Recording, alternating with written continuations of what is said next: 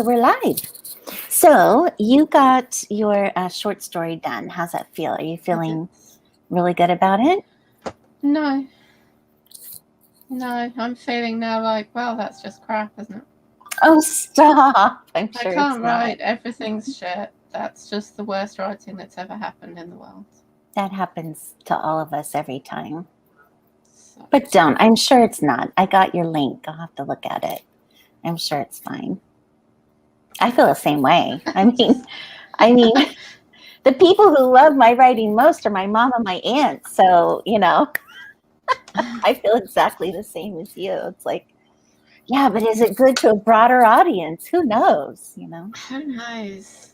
You're fine. I'm sure. I've read your writing. Your writing's really good. So I don't think you have anything to worry about. I've just opened up Peregrine's story because at the moment I've got Peregrine and Liana or Eliama, as I'm changed her name to. I've got them in separate files. Mm-hmm. And I've just opened Peregrine's one and I wrote it all in third. And I've now changed the other story to first. But I really like this writing. This is like... You're like, damn, why did I do that, right? Yeah. But the thing is, I changed the other ones so much. Yeah. To me, I don't know, a different style and all the showing, not telling and all that crap. And I'm reading this and I'm like, but this reads like stories that I've read in books.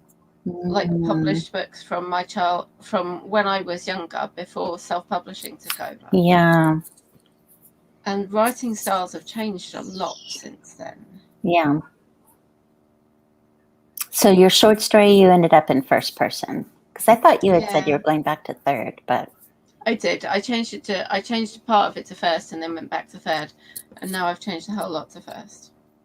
And now your big story was written in third, but you like the way it is in third. I mean, there's nothing that says you can't have both. I mean, it's your book and your world. You know what I mean? Yeah, but if like my first story's in... I mean, if my first story's in first, people are going to expect the rest to be also some in consistency. First. They expect consistency, but it's not that you have to do that way. I mean, it is your universe, but yeah, I know that readers expect consistency. Yeah. I've thought about the same thing with my billionaire, that I started it in third. Now I like writing in first. So do I write book 2 in third? And I guess that's what I'm going to have to do, because book 1 is in third, and I'm not about to change 65,000 words to first person. So I find it easier doing it that way. Going third to first. You find that easier than going first to third? No, I think first to third is easier to find, because you can just search for all the I's and my's and me's and find and replace them all really easily. Whereas if you're going from third to first, you can't just search for all the he's and she's and hers and his and whatever's, because you'll have other characters in there. And so, most of your she's might not even be your main character or whatever. Yeah. Whereas going the other way, that anything that's I and my and me, except in dialogue, is definitely going to be your character. So what are you going to do? I'm going to read through what I've written and stew on it a bit. That's my plan. In other words, nothing at the moment. Yeah, that's right. You're going to beat yourself up some more and contemplate it and keep telling yourself you're crap when you're not. I've got 17,000 words in Liana's story, and I've got 5,500 in Peregrine's. So I really need to make a decision about this before I write any further, because if I'm going to change it all, I don't want to be... Yeah.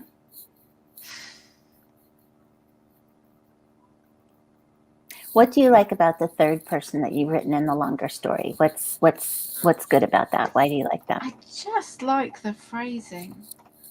I do. I really like how I've written this. Yeah. Easy Graphics says you're self-flogging yourself. That is my thing. It's true. Yep. Who does not like self-flagellation? So, okay. How long will it take you to switch? And, what didn't you like about the short story in third person? Because you had it in third, then you went to first, then you went back to third, then you went back to first. So I didn't feel like I was getting into the characters so well.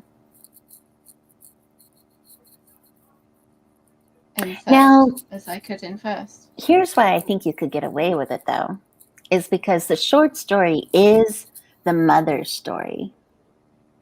Yeah, but then I've got some of it in Peregrine's point of view as well. And his point of view is in the main one, and I'm like, I'm okay with that, though. Like your short story is the mother's journey, and so we're seeing it from her point of view, and she's talking from her point of view, and the dragon is telling his point of view. And then you're switching in the longer story to third person. You're more the narrator up here that's going to tell that story. I'm okay with that. In fact, I would even say how creative and cool it would be if when you go to publish the long story, you actually have her story at the beginning of the long story, and you're doing this really cool, unique, out of the box thing where you've got the mother's journey at the front, and then you've got the start of the little girl's journey, who's then a woman, I guess. Yeah, no longer a little girl.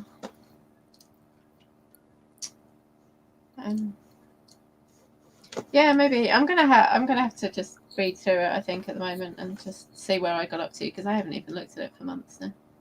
And you could ask Debbie. Ask Debbie what she thinks about what your dilemma. What does she think about your dilemma? And what does she advise you to do? If I decided to change back to third person, like I just said, it would be pretty easy too. But I don't know. Mm-hmm. Yeah, I have to read through and think about it. Allie, why do we do this to ourselves? That's what I want to know. Masochism. Okay, so my mom ends her advice on the fact that the main douchebag in my story, his name is Tony. He's the hero's best friend, and he is he's kind of an ass all the way through all the stories I've written so far in this little journey. And but I also had this kid named Hank who ended up being a redeemable asshole, which was Brandy's words, and it's very true. And now we all want Hank's story. But now my mom's saying I need to do a story about Tony, which would mean like I'd have to really show him going through quite the growth, because, girl, he is quite a piece of work. Yeah. So he'd have to have some I'd have to fabricate some major trauma in his past that caused him to be this way, and then his growth. There's a reason he's an asshole. It's not just natural personality. I don't know. I mean, I'd have to talk to some guys and find out. Like, are there guys who have a wonderful past but are complete jerks? Yes, I've met them. Or are they jerks? We've all met jerky guys. Or are they jerks? But you know what I'm saying? Or are they jerks? Are they jerks just because they're going to be jerks no matter what? Or are they jerks because they had major life trauma to make them a jerk? Because, see, in a romance book, I can redeem a guy who's had major life trauma and grow through this process. But I don't know that I can redeem a guy who's a jerk. But maybe that's that. I mean, maybe that's the alcohol. He falls in love and becomes a better person for it, which is complete bullshit. But that's the alpha hole, right? That's like the alpha. Actually, now that I'm thinking about it, Tony would be the alpha, major alpha. And if he did really fall in love or let himself fall in love, then yes, he might change. But that's kind of, you're right. It's kind of like, and it's so overdone in romance, really, And it just tells girls, it's okay. Don't worry if he's a complete douche. If he really loved you, he'd change. Yeah. And then there's that, he didn't change. Maybe he doesn't really love you. Maybe you're just not good enough. Maybe you're crap. Yeah. But yet there's a lot of romance readers out there who read that kind of stuff. Yeah, there are. Thinking that they're going to change the guy or whatnot. There's a lot of broken women around. It's very sad. silver spoon lifestyle. Well, see, in my billionaire story, yes, he was brought up with a silver spoon, but he's not a jerk. He's not an alpha. He's a cinnamon roll gamma. I love the cinnamon roll. So I know, but this guy, Tony, is definitely an alpha. And I mean, it could be fun. It'd be my first time writing an alpha, like a true, complete jerk alpha. So, but I'm going to, if I'm going to do it credit, or would you just be like, or would you have to fight to get your heroine to fall in love with him? I know, right? Like, what kind of self-respecting woman? It would have to be a woman who is so like she knew her power and worth and like just beat him up. You know what I mean? Like it'd have to be that strong woman who is like, man, I'm going to smush you under my toe boot, you know? I don't know. But you've got other books to come before this one, right? Yes. Yeah, that's what I'm saying. So that's what I'm thinking. Give him like a long arc. Yes, that's what I'm thinking. Because the same thing's happening with Hank. So everyone fell in love with Hank from Cassidy's story, whoever's beta read my Cassidy story. And yes, he is. But he wasn't really an ass. He was just kind of a losery kind of a guy. Everyone called him a loser. I didn't really paint him that much of a loser, but like Cassidy's boyfriend kept calling Hank the loser, you know, because he kind of knew him since childhood and, you know, teased him. And he was the cousin that he and Tony teased a lot, you know. Male abuse by female. Yeah. So Hank is going to be easy to redeem because he just has to grow up a little and he's just, you know, he's still got kind of youngish attitudes in Cassie's story, but he's cute enough that we all want to see him get his love, right? But you're right, Tony, I would have to have this arc in each book that would show him, he's a jerk in the first two, but by the third, maybe there's something that he kind of comes around in one of the scenes and kind of shows a redeemable side, and then the next book, and then there's 3 more coming, so he'd be the 4th. I've read a series, it was a while ago, and it was historical romance. I think it was approximately Regency romance, and I think there were about 5 books, and this guy was in the first 4, and I think the first one, he was just shown to be a complete arsehole. Like the main character in that one did not like him at all. And then the other ones, though, he shows a more pleasant side, a side that you could be like, okay, he's not just an arse, there were reasons why. And that worked well, and his was the last story. Yeah. I think that's what I'm going to have to do. I just thought it was funny coming from my mom as her very last statement. By the way, I think Tony should get his book. I'm like, that dude's good. That wasn't even in the plan. What is she talking about? Now, the other interesting tidbit that she brought up was, okay, so the way I had Cassidy and Bronson meeting was in an economics class, and he's going to tutor her. She's claiming damsel. She's having a hard time in class, but she uses that to her advantage to get to spend time with him as his tutor, as her tutor. Yeah. And so there's this baseball analogy I have in there about economics. And my mom is saying that that's too politically sensitive. That she thinks half of what I wrote was fine, but I should take out this one paragraph entirely because she recently found authors expressing views she may or may not agree with, and it gets irritating, so she doesn't want them pushing their own political opinions in a romance book or author newsletter. So I have to kind of give that some thought for sure.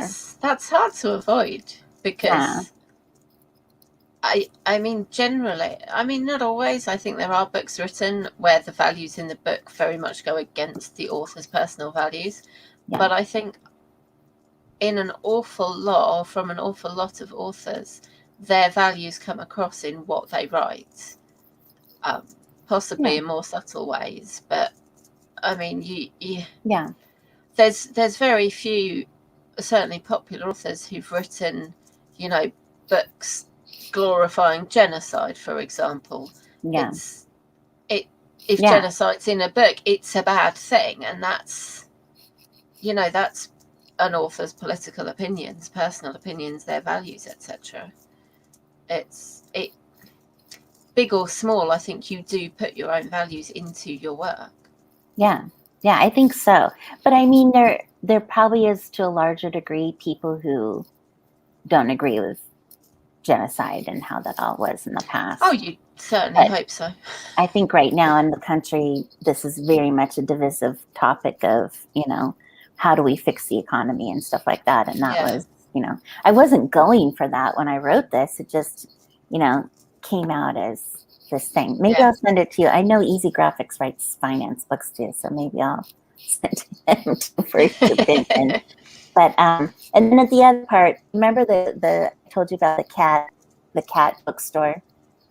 We had that talk the other night. Okay, so I have him. He finally asked her out for coffee, and the only bookstore she can think of is her friend's cat bookstore, right? Her friend's uncle's, and so I have her stand him up. Like she finds out the real truth about what he's doing, and he kind of. And so she decides to stand him up, and her friend Lily covers for her. But he shows up there, and of course she's not there. And Lily's telling him, well, she's sick, had to go home. But here, while you're here, and I have him tell her later, it was so awkward. You left me there because Lily then tried to sell me a book about the female genitalia while stuffing a cat in my lap, and 10 women were circling around me, and I'm thinking, oh, this is hysterical. But my mom said, a book about female genitalia? Too gross. She said, how about a romance book with a half-naked guy on the cover instead? But she did like the cat part. And she did say there were cats in some small bookstores when she visited Amsterdam. So, there was goodness in that. But yeah, but otherwise, I thought most of her comments were really good. So, but it's just the political thing I have to think about. And yeah. And Easy Graphics, by the way, I have Werebear in this book. I'll send you that section, Easy Graphics, on a message so you can see. In honor of Dale from our Self-Publishing with Dale group, Dale uses Werebear for romance novel examples all the time. And so I had to put it in the book. So in fact, maybe I'll put it in the chat just so everybody can see what I wrote, because it was pretty funny. You can always do both sides of the argument via characters.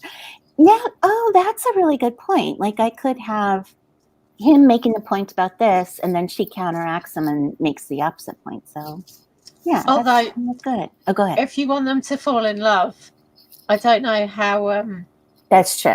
Polarized things, the US is at the moment, but that's gonna cause some massive friction. That's true. And right at the moment I have it written where they both, were seeing eye to eye. So yeah, that's true. I like it. I don't think it was too insensitive. He's just merely basically what he was saying was, okay, how can you not understand the concept of what the economy needs? Like, he was trying to tie it to baseball. So he said, imagine if a baseball team owner wants to, go for the championship. And so he buys 2 of the best pitchers in the league. Okay.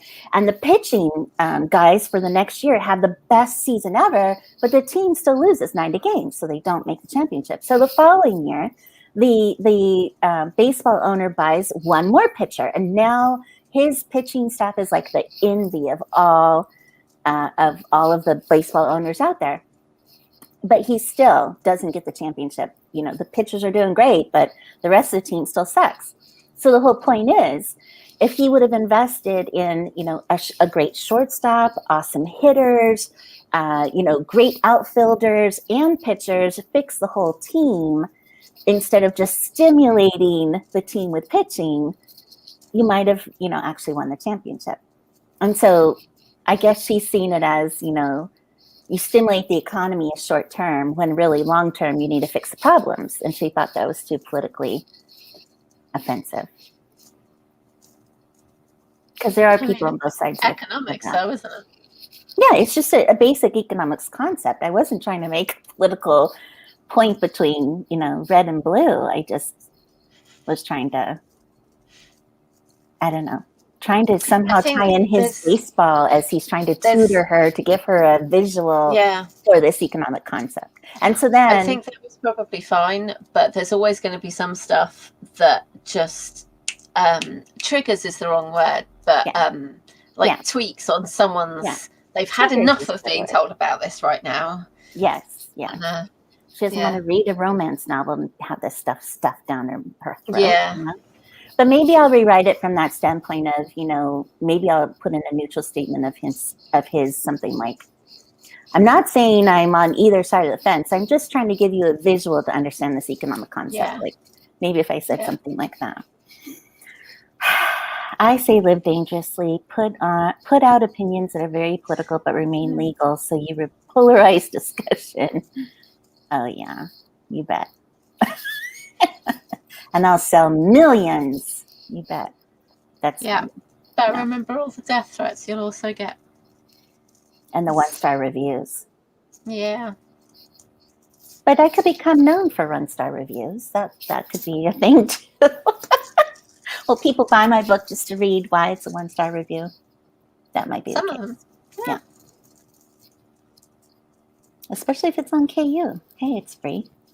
Exactly. I'll buy it and see why people are suffering through this book. Make sure you appeal. Yeah, really.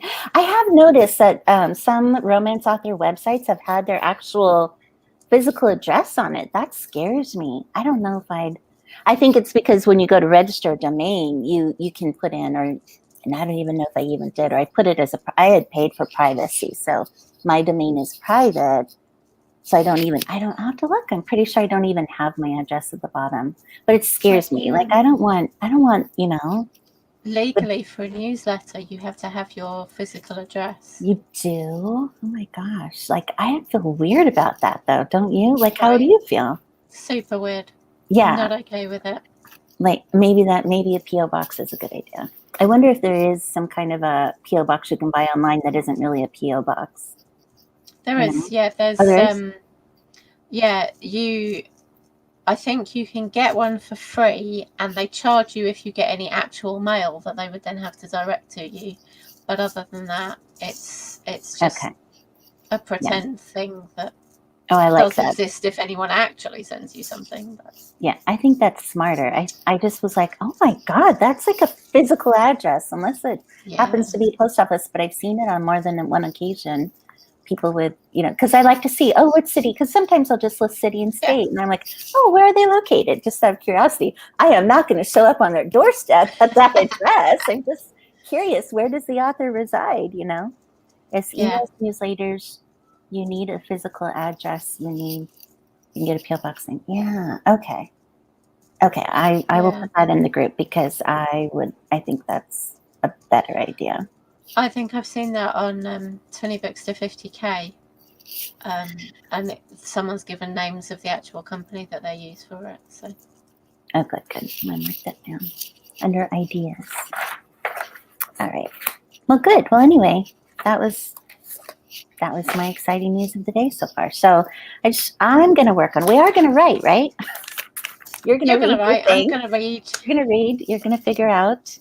Yeah. And I'm going to look through, see if I can institute some of these interesting changes from Mom, which I love.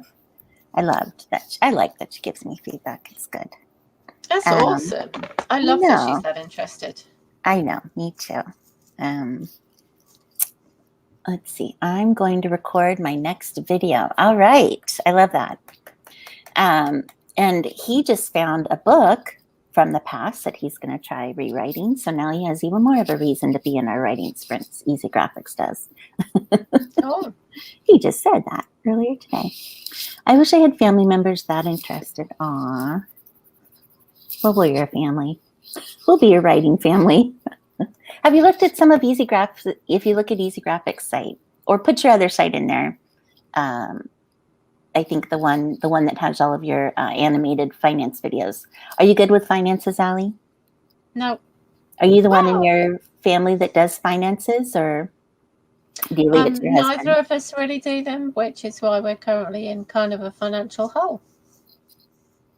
My husband left it all to me, which is why we're in a financial hole, or we're digging ourselves out. I paid off some bills this past month. So I was glad for that. But yeah, he left it to me, and that's the whole problem, because I'm the spender. He's the saver, but he's also the I don't want to deal with it-er. So I was okay dealing with it, but my husband's the spender, and I'm not prepared to nag at him and say, no, you can't have that, no, you can't have that, and act like his mum, because it drives me up the wall. So he's a grown man. He can look after his own money or not, as the case may be. Yeah. You have split finances then, or? We have a joint account that all the money for the bills goes into, and then the rest is just ours to do with as we want or need. Mm-hmm. Mm-hmm. So. Yeah. Finances are not a fun part of a partnership, that's for sure. That is for darn sure. But anyway, if you would like to learn more, he's got all kinds of interesting stuff on there. Money Talks with Andy. So look it up on YouTube. He has animated videos. They're pretty good. Here it is. Does money actually talk with him? Because that would be awesome. I think he talks for the money. It's him narrating. That's fun. And then he has the videos animated. I don't know how he does that, but that's really cool. Oh, cool. Yeah. Yeah. Very informative, very interesting. And Ali, living in the UK, I think you already know this, his book is Real Estate Investing in the UK. So yes, you've mentioned that before. It's punny. It's punny. Everybody loves punny. I saw Morningstar was on here, so Morningstar, let us know what you're working on too. So let's do like a 20-minute sesh. Does that sound good? Yeah. Get to I'm glad we got to chat about all of our frustrations. So it's all good. Because Saturday morning, we're not going to get much writing in, I doubt, because we're going to be chatting with. Oh, I'm so excited. Do you have questions ready for her? No, I was just going to listen and all. Just wing. Okay, well, I guess I better prepare some things. Yeah, we'll wing it. We'll wing it too. But no, I'm feeling like we're going to learn a lot about craft from her. She's really good at that for sure. Yeah. And fantasy. She does urban fantasy. So I'd like to dive into that a little bit. But I've only read her Billionaire and her couple of her other romance series. I haven't read the urban fantasy, but I have the first one, the Ferretini, I think it's called. Have you read any of her urban fantasy? No, I read her Billionaire, her first Billionaire book. How to Lasso a Billionaire. Yeah, that was a good one. I liked it too. And I have the next one, the beta reading of the next one. I like it. My mom beta read it too because she likes Billionaire romance, so that was fun. Narrates it, animates doodly type video. Yeah, I love that. Looking forward to the interview with Kate. Yes. I read most of plot gardening, and I like the idea of fitting Project Immortal into a spreadsheet. You started her urban fantasy. Oh, good. Oh, good, cool. good. Oh, I hope you can be there, Morningstar, then help us ask questions and take part. Yeah. So anyway, but we've gotten to know Kate a little bit because she's been in our Facebook group. So that's been fun to have her there and to chime in. And I think out of everyone in the group, she's the most prolifically published. So that's been great to have her there and take part with us. So yeah. Okay, so let's get into writing. Okay. And yeah, we'll go from there. So, Chris Fox's plot gardening. Okay, had you read Chris Fox? I read a little bit of Chris Fox, but that didn't sound read that one. Yeah. Anyone doing NaNoWriMo? Okay, so we did converse about this. Was it in this group or in another group? Oh, I don't know. The April camp, because they did Camp NaNoWriMo in the summer, and they're doing 2, April and June, or April and July. I think we talked about it in the other one. Yeah. So April, I would like to. I mean, it's a little more easygoing because you don't have to meet 50,000 necessarily, but I think that there's a lot of fun. In Dale's Discord, maybe. I think there's a lot of fun support and stuff for writing along the way. So for sure, we should make that a theme in the month of April in our writing sprints.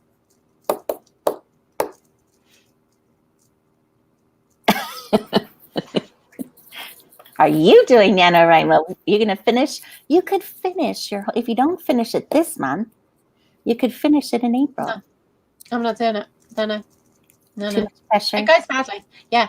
If I said it like that, then my brain just goes, no, you will not do it. You will not write for the entire month. Not one single word will you write. Because it's not like they're saying, Allie, you must write 50,000 words. It's not that. It's like, write whatever you can. This is just a month where we're just focusing on writing, and it still will backfire. Yeah. It's if I said it just for me, doing it for me, then I'm okay. But if I do a big, I'm going to do this thing that thousands of people are doing, then my brain goes, no, you will not. How about if we just say we're going to write in April? Yep, I'm there for that. Okay. And we just might happen to have some NaNoWriMo writers in it. Would that be okay? And that is awesome. And I would love to hear what they're all doing for us. That'd be fantastic. We'll do it. We'll do it your way, Ellie. I'm here for you, girl.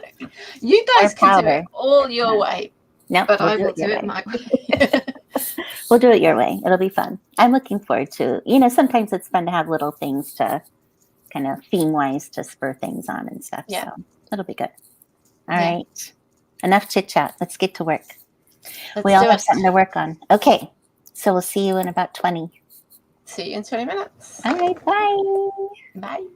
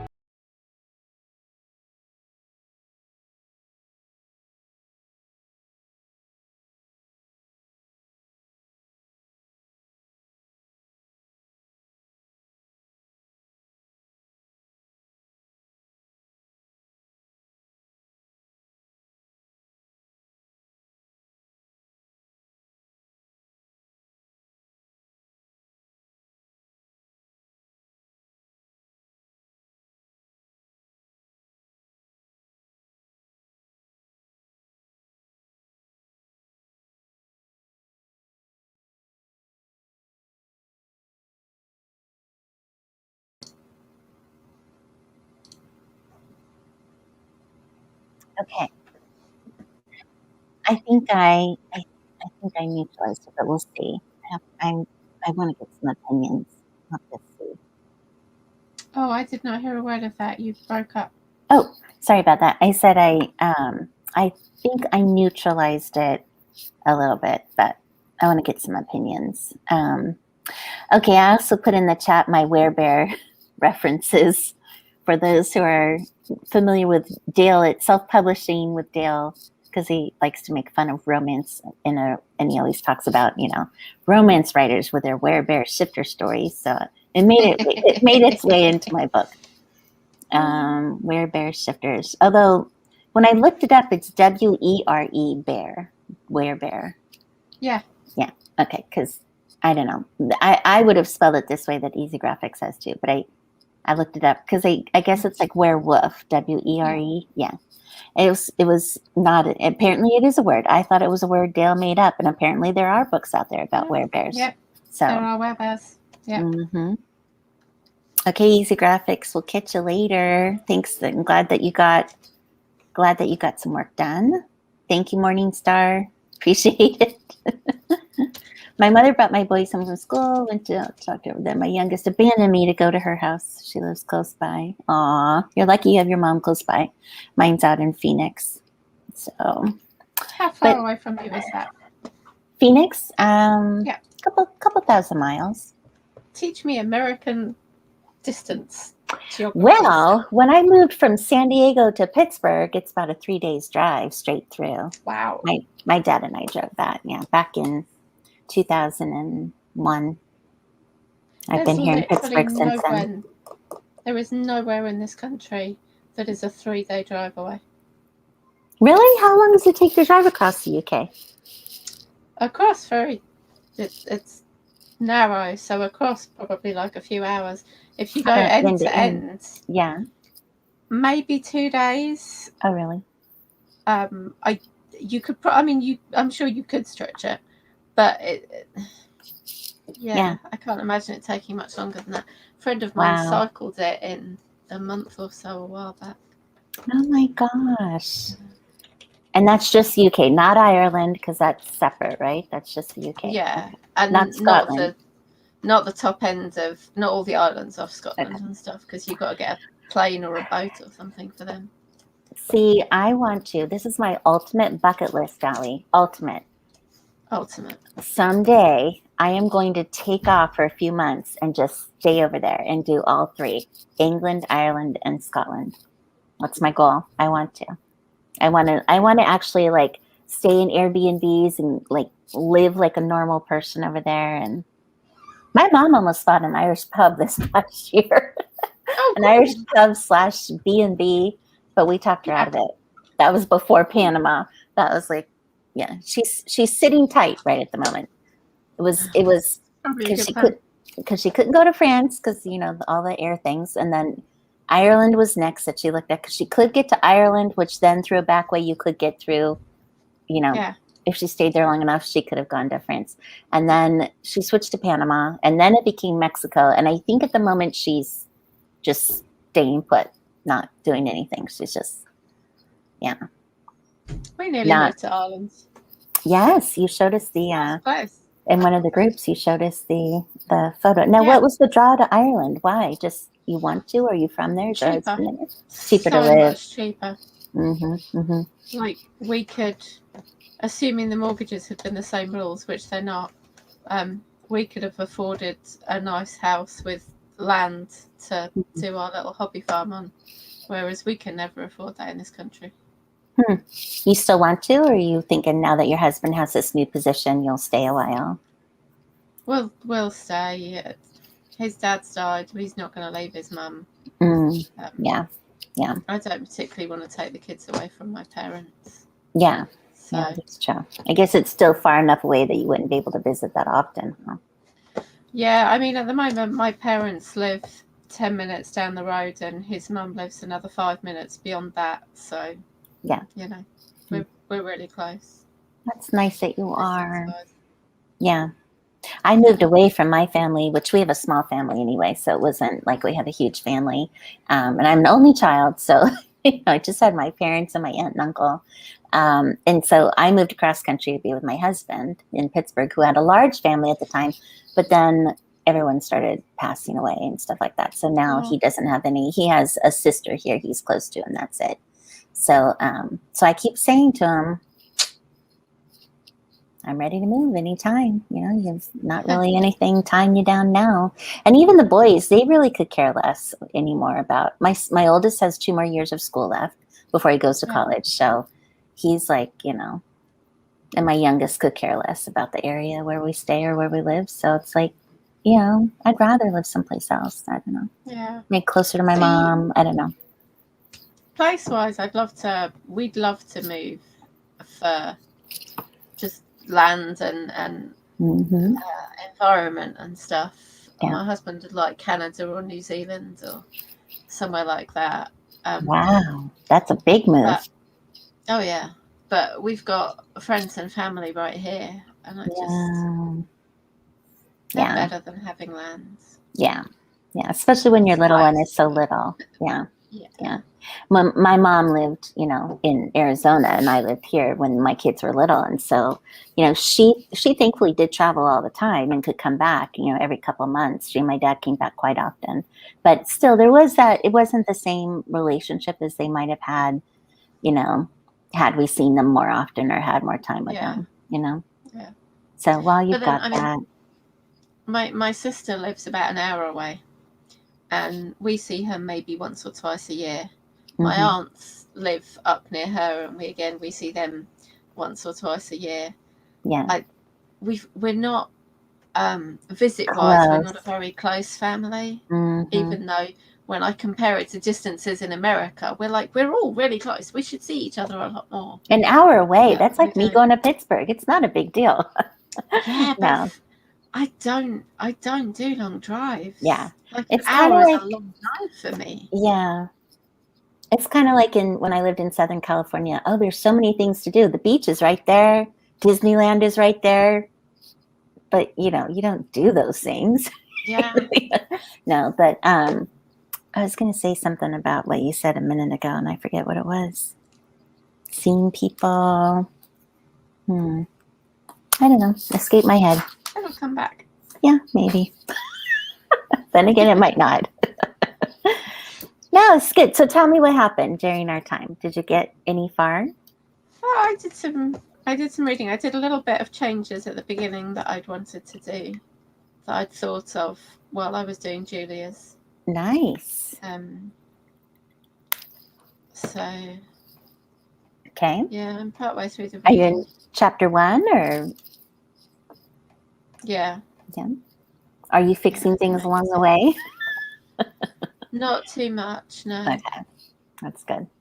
I thought about that last night. The next time I sit to write, I am following that system of yours. Darn it. I am doing it.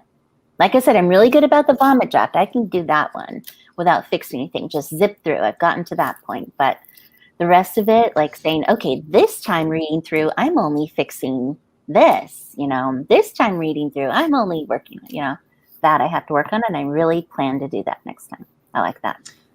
I mean, if you want an alternative, though, Debbie, when she writes, she writes her 3,000 words. She has a break, and then she goes back and edits those 3,000 words, and that's her day's work. In one day, so, yeah. I heard that too. Was it Chris Fox, I think, said that too? Like he'll write his 5,000 words or whatever he's written. Later in the day, he'll read it through and self-edit, and then he goes the next day to the next part. Yeah. Yeah. I reckon that probably gives you a pretty clean draft while letting you... Yeah. It's kind of the vomit draft and the edit all in one day. Yeah. I suspect that's what I've been doing then. Yeah. Constant rereading. Constant. I love hearing how different authors do it, though, because it lets you know, there's not the one right way. There's just everyone works differently. It's whatever works for you. Yeah. I think as, newbie authors, so we're always looking for that magic pill. We want the magic system, the step-by-step. Just tell us what to do and we'll do it, And, I think part of that, though, is because we haven't found that thing that works for us yet. Or we don't know whether we have. And the which only will way be, we will find it is if we write and write and write and write and get our that's own right. systems down. Yeah. Yeah. No, that's like when I interviewed Caroline Lee, and she said, I have a 10 chapter system. I know the system by heart. I know what I'm going to hit when. I don't look at any of the other, romancing the beats or any beat sheets, because this is what I do and this is my system. 78 books later, and each book Yeah. is like 35,000 words. This is what I do.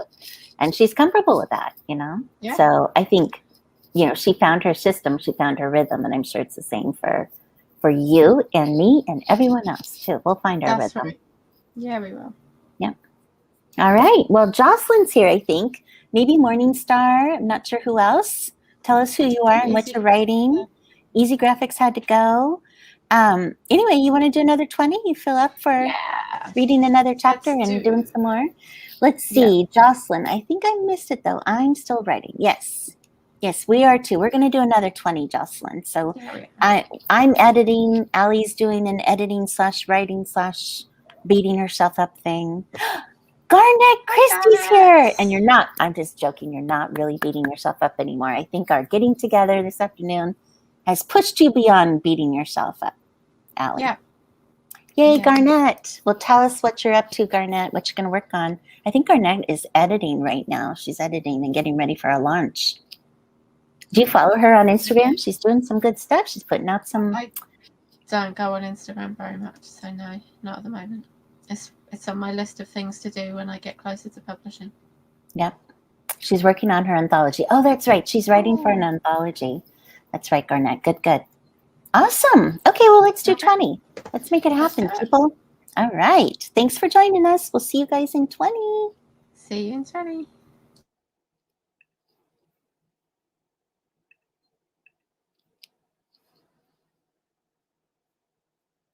I am going to put on the cat.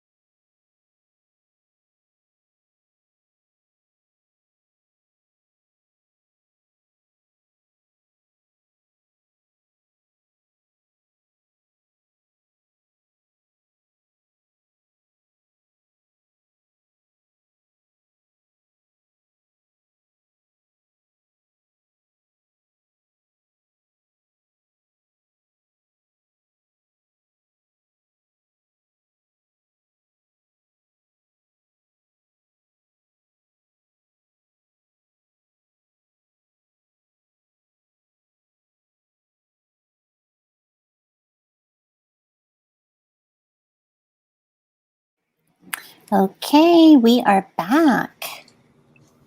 So, how'd you do, Allie? Was that good?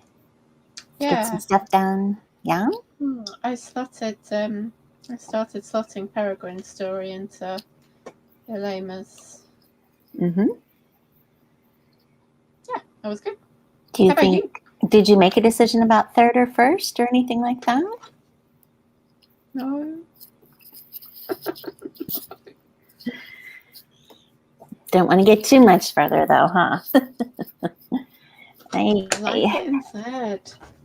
The self-torture we put ourselves through, really, you know? Yeah. Well, I'm done. I went ahead, Oh, made the yay! changes. I've got an email started to Brandy to send this off for editing, because the words that we agreed upon were part of what I've already paid her for the last thing. So this is done. I was also supposed to get her the first or first maybe second chapters of the first two chapters. I was trying to say maybe the first two of the next book, but I'm not quite there yet. So I have to think about that story a little bit more. I had my original thoughts on it, but I haven't done anything more with that. So I did some stuff, but it hasn't really come together. So it is what it is, right? Can only do what you can do. That's right.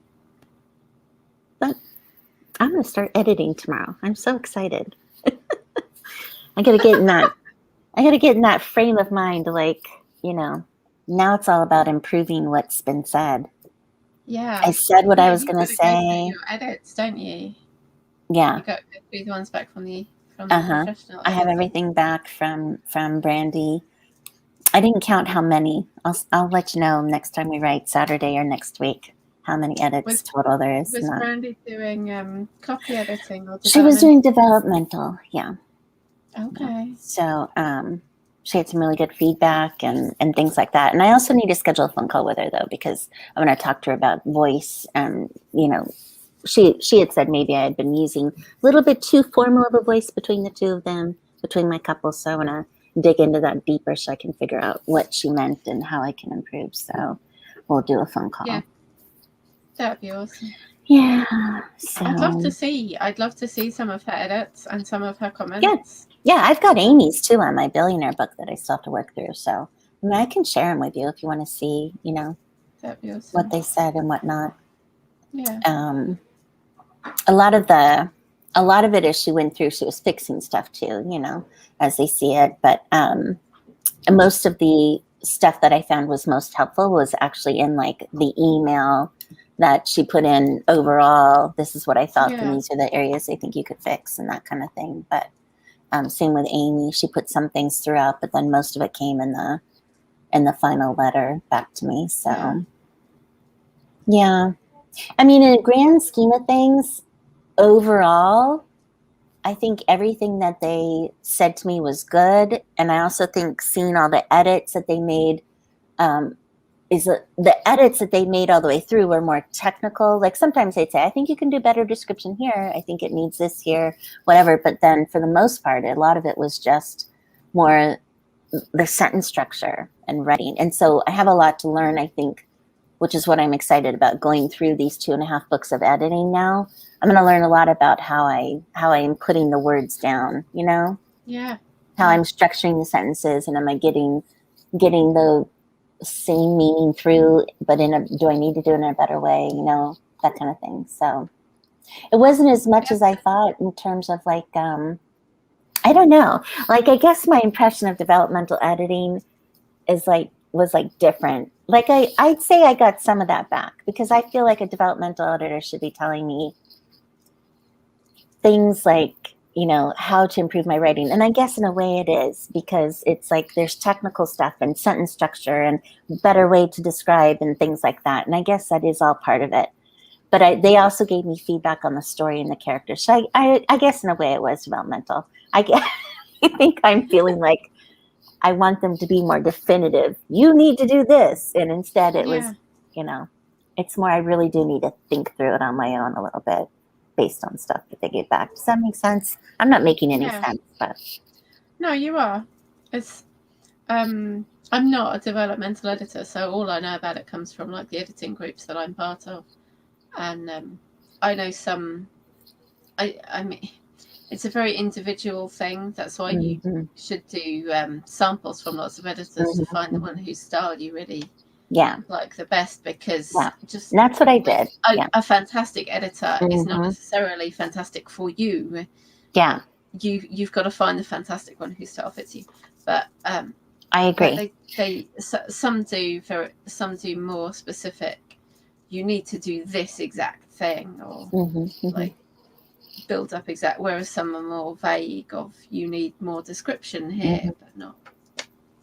And it's so funny because when I read other people's stuff, I'm always like, I think here you could use more description. You could say like, and I'm like redoing the whole sentence or paragraph for them, giving them what I would say, what I would like to see said, and I think that would make me a horrible editor, because I'd be like, but I mean, I don't know. Am I paying an editor to help me rewrite it?